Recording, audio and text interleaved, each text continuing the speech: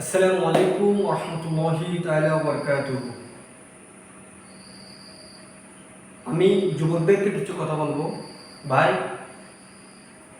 আপনারা মনোযোগ সহকারে কথাটা শুনবেন।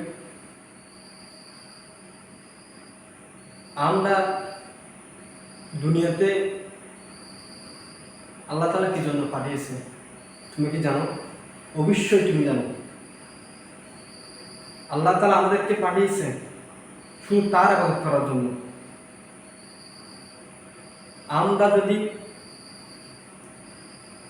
5 ওয়াক্ত আমরা যদি নামাজ জামাতের সাথে যদি আমরা পড়ি, তাহলে আমরা আল্লাহকে খুব কাছে পাবো। আপনি কি মনে করেন? অবশ্যই আমি মনে করি।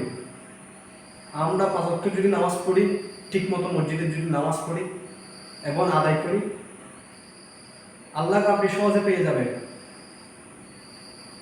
এটা আমার নিজের অভিজ্ঞতা থেকে বলছি।